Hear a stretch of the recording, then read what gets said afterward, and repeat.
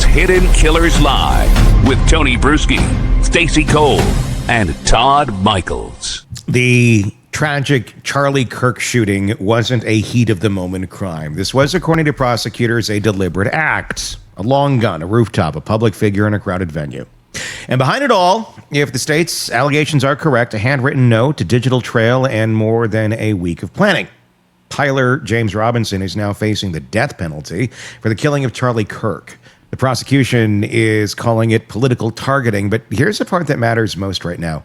Why does someone get to that point? Not just what they did, but how they got there. What turns a grievance into a mission?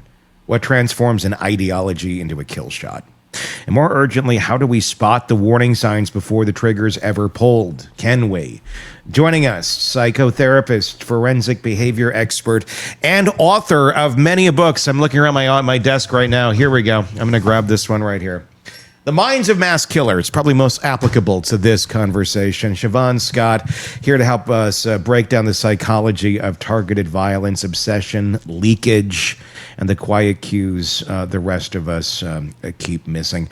Let's talk about this one a bit, because there was leakage, if you will. He did talk about this a bit in ways, shapes, and forms. Let's start with what prosecutors are alleging: that written note, the text messages, the claim for over a week of planning. From a clinical standpoint, how does someone psychologically move from just a grievance into violent intent in like 7 days with no history of doing this in the past? My guess is he had actually been thinking about it for a lot longer than 7 days. But maybe the plan, when he set the location up, the plan was probably 7 days. But this is not something that just comes out of the blue. Killings really almost never come out of the blue, unless you're talking about a road rage situation or something like that. So I put this in the category of an ideological assassination. I don't think he was overtly political, not just driven by that. But I think he saw Charlie, and there will be differences of opinion on this. I really know the two sides. He saw Charlie as causing harm. And I think he developed a sense of moral righteousness, that he would be like a soldier doing the right thing by killing him.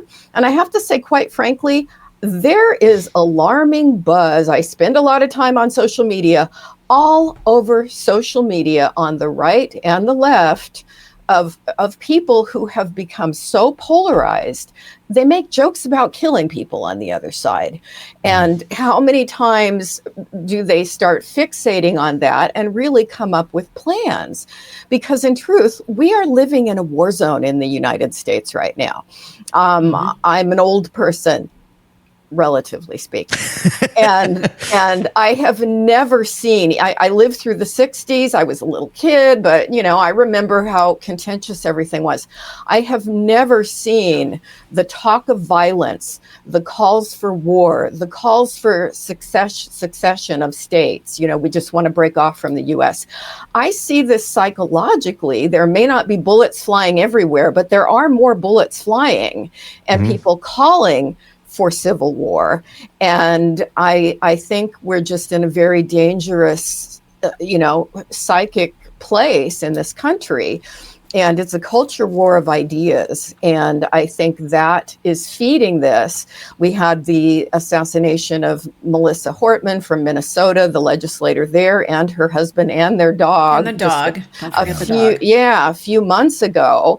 I think we're going to be seeing more and more of these kind of things happen until we can turn the heat down in this country, if we can turn the heat down in this country. And that's a big question. I mean, that and the moral righteousness, that's what seems to be the justification that people who go this far stand behind. They believe they're doing something greater. They're doing something bigger. It's for a bigger, better cause.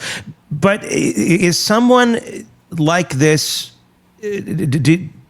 Do you think he thought about his future at all? What was going through this guy's mind? Was he thinking, okay, I'm going to do this and I'm going to get away with it? Or am I going to be a hero and I'm going to somehow jury nullification's going to save me? Like we hear that word being thrown around with the assassination of the United Healthcare CEO and Luigi Mangione.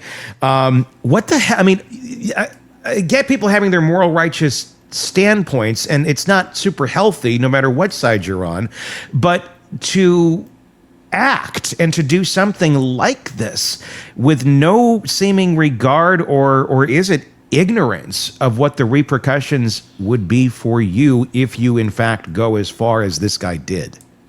I view this as a part of the adolescent brain because up to age 25, you've still got an adolescent kind of brain. Most parts of your brain are fully developed except for your prefrontal cortex, which makes you logical, which makes you think ahead, which makes you think about consequences. And the 18 to 24-year-olds commit a very large percentage of crime in this country, and everywhere. And it's because they're impulsive and they don't think things through. They don't think about consequences. That's why car insurance rates are so much higher for teenage boys. They're 23% of the arrests in the country are males between 18 to 24 years old. And that says something about the way their brains function. They're not necessarily thinking consequences through very well. And we talk about that a lot, where obviously that's physiology. That's something that we can't control the rate at which we develop. But can we control the rate at which we want to exercise it with younger people? Are we not doing enough of that? Are we doing too much of, well, it's not developed, so they're not going to do it? There's a lot of people who, can clearly look a little bit down the road at that age and not make horrible choices. Is that something that some just develop faster and then they have this ability? Are there some that literally it ain't there? It's just not there yet, so they can't make it, and there's no exercising it, and there's no teaching it, and there's no way of getting that moving and those connections happening faster than which their body will allow it to? Yeah, I think most people who are well parented do better than those who aren't. But in all indications that we have at this point, he came from a nice family. He was well parented, so it's tricky because to what extent is it maturation? And then we should throw in there are some people whose brains never develop really well, and so they stay impulsive, going into their adult years, and that's just sort of their lifelong pattern. It's very tricky. Again, I look at culture. We've got a gun-saturated culture because you look at every country in the world and you've got the same brains. You've got impulsive adolescents. I mean, that's just part of the human condition.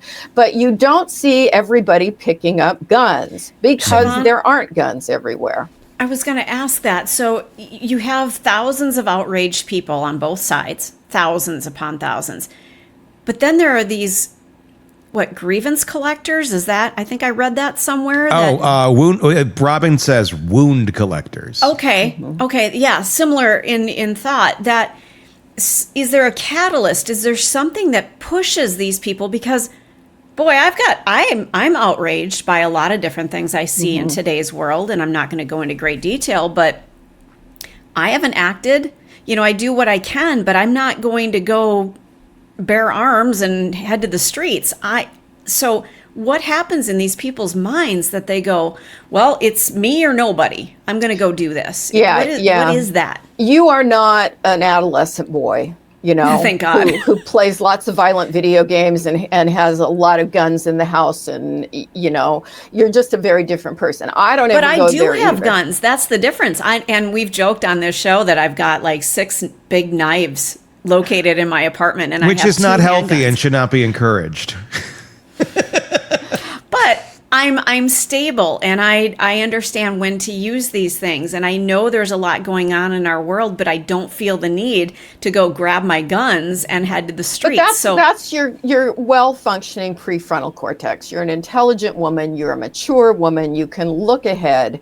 And yes, somebody's mentioning hormones. That has testosterone. I'm sorry, Right. men commit 90% of violent crime. Hey, I'm in menopause, so I could be outrageous as well. We're not going to plant that seed. Let's not I know. plant that seed. But in my book, I use the term injustice collectors. And Okay. this is really a bit different than I think the perpetrator in the case we're talking about, because that fits mass shooters. And I just want to emphasize that a targeted, ideologically driven assassination is very different from somebody that goes out and tries to kill all the kids in the school, or all the Jewish people in the synagogue, or all the black people in the market or the church. Those are folks who are driven with some really dark personality forces. They tend to be psychopathic, narcissistic, paranoid, and they see everything that goes wrong in their lives as this other group of people doing something to them. They tend to gamify this, so they follow each other online. They want to get higher kill scores than the other mass killers. It's got a really specific psychology, and that's really what my book is about. And so an ideologically driven assassin is very different, because usually it's one issue and something that they feel this strong, this person is doing so much harm. They start fantasizing about the world would be a better place. And we're seeing so much of that. And so you just get this combination of, the person is distraught about it, they've been thinking about it, and then there's an opportunity, and they're good with guns, and they've got access to a gun, and they're a young male with an adolescent brain. And, I think we're at risk for this. And then we've got the copycat thing, because we talked about that a few weeks ago, when you have one event like this, other people, it's like they're primed. It's like, hey, I could pull this off. I could do it. I could get away with it. And that sets the stage. And so every one that happens tends to set off more. The alleged note said, I had the opportunity to take out Charlie Kirk, and I'm going to take it. What a simple note. I mean, what kind of language do you hear in that phrasing? And what does it tell you about the mindset or role identity that's going on here? I think when we think of something like this, we're expecting some manifesto that is ideological and this or that. This is just like, well, the McRib's back. I'm going to go pick one of those up. I mean, it just so callous. Mm-hmm.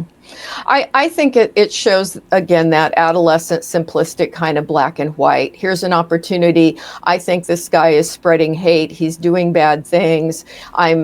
Obviously, he was invested in his partner, who is reported to be trans. I think there's some probably pretty good evidence of that.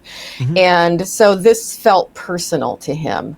And in his mind, it was sort of like a surgical strike, sort of like a soldier who goes into battle, and it's like, there's the enemy, and it is just my job to take him out. And he saw it in a very black and white way.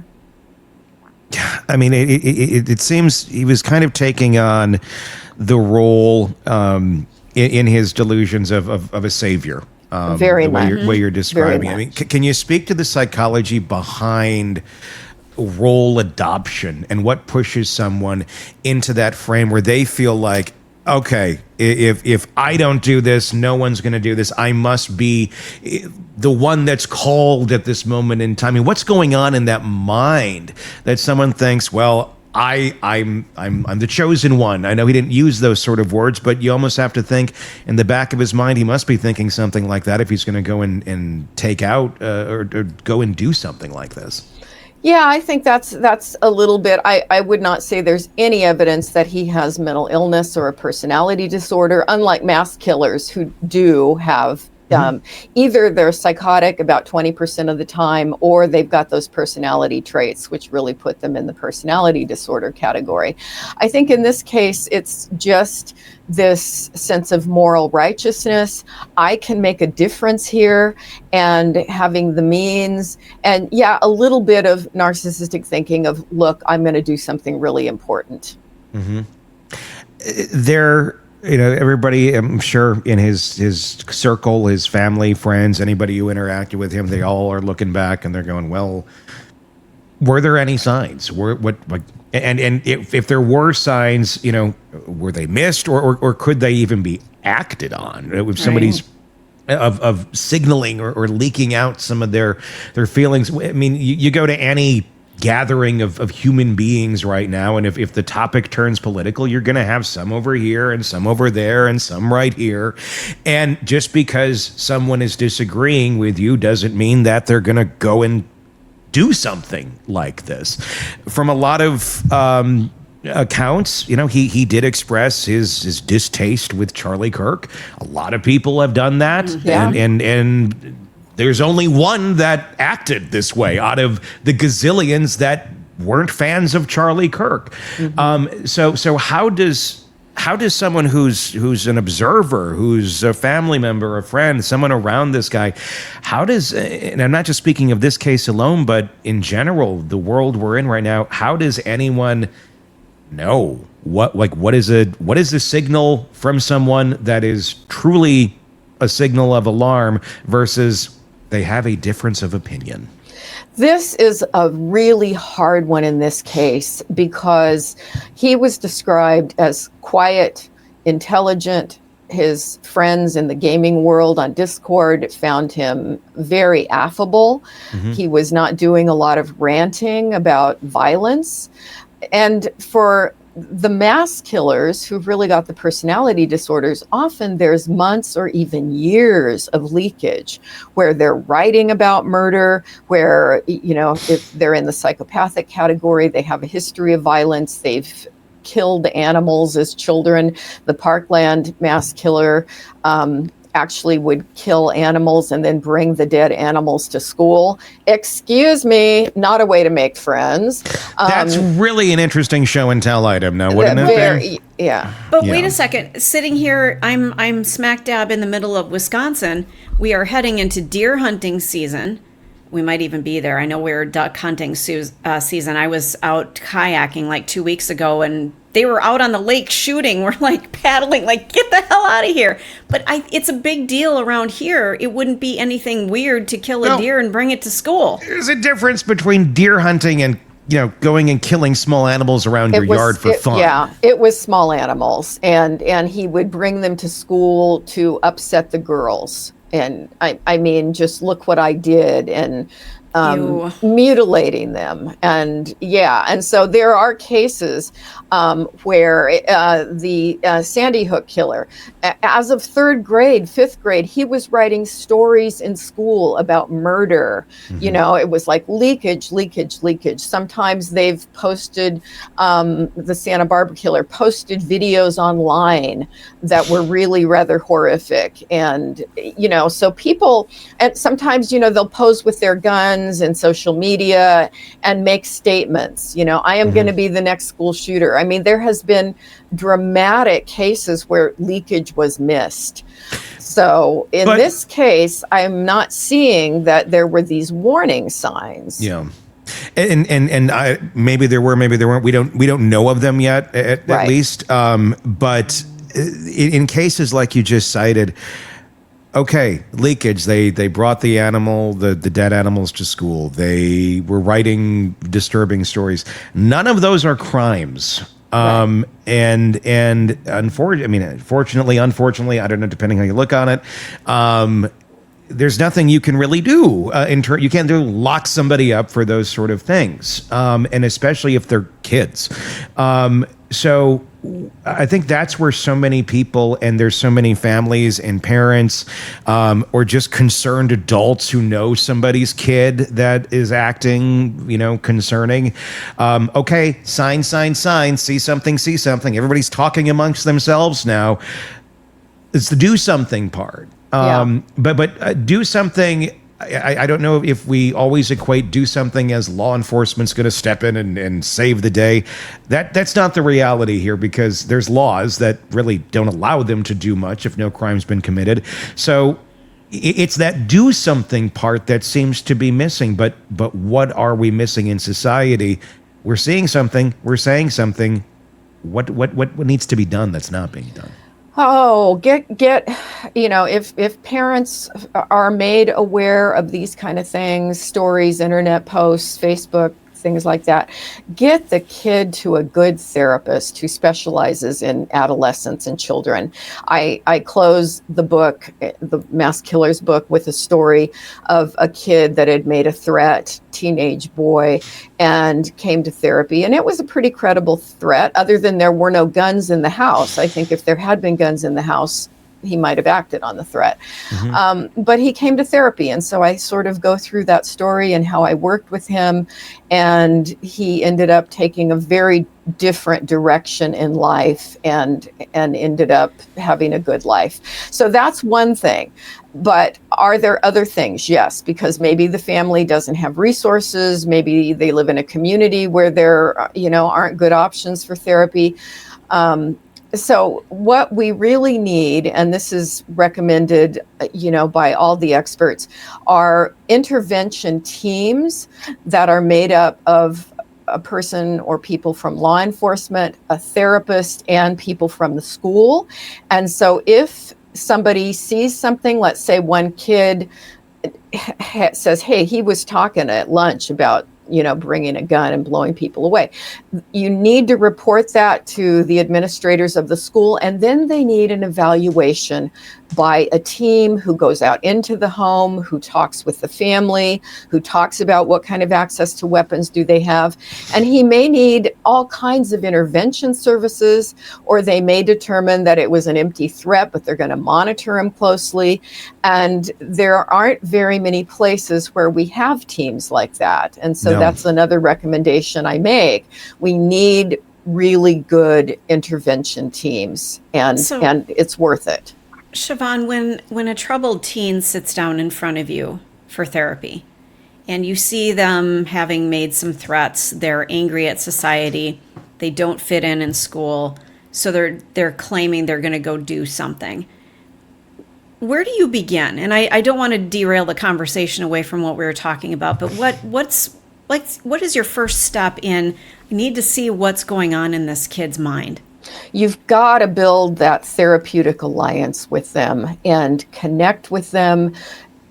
Really let them, this is in-depth therapy. It's not like a quick talk with the school counselor. You've got to spend a lot of time with them, find out about what's good in their lives, what's not so good in their lives. And obviously there's usually a laundry list of things that are not going well in their lives. So you want to help them know that you are on their side, you're rooting for them, you understand. And this is pretty in-depth stuff, because number one, they may not want to be there. So you have to in the beginning, validate, it sucks to have to go talk to somebody like me when you don't really want to do that. And usually once you start validating that, they start to trust you. And sometimes it's just like the floodgates open and you help relieve some of that pressure. And then are they really pissed off at their parents? And so you may have the parents come in for a separate session and talk about, how are you coping with the stress at home? And maybe you can give the parents some other ways of interacting that are going to be more effective and work better. And then you want to help the kid find hope. Sometimes, in the case I mentioned in the book, they need to be in a different school. There are schools that are smaller. We had an option for high school even though it was a small community I lived in. It was for kids who had special emotional needs. And so the staff, it was a very, very good staff to student ratio. The staff were all trained in counseling techniques. They got a lot of attention, and they they really focused on let's work with their strengths. You've got to help kids like that find hope. And so I'm a real believer that intervention with good therapy, with somebody who can work with kids like that saves lives. And we'll never know how many lives are saved because somebody got their kid connected with a good therapist. And that's, lovely. And I completely 1000% agree. But what about the large chunk of them that are going to be coming from homes that the parents are unaware for whatever reason? They're too busy. They don't care. They're in their own world. They're like their kids. And, saying there's something wrong with my kid is a direct insult on them. So we don't want to raise any sort of suspicion or any questioning of the children's mindset or behavior because they're fearful that it's going to negatively impact them. What do you do when you're the parent and your kid's telling you about somebody else at school that's doing something a bit weird and off and it's reported, but therapy's not required? You can't make therapy mandatory, at least not right now. And these things just kind of fester. And you can't, you don't want to pull your kid out of school. Unless the threat's like, something's going to happen tomorrow or something of that nature, but it lingers. And then we all just, as the rest of society, have to put up with every horrible parent's poor decision-making for little Jimmy that they can't admit has some problems and needs some help, but is not getting that help.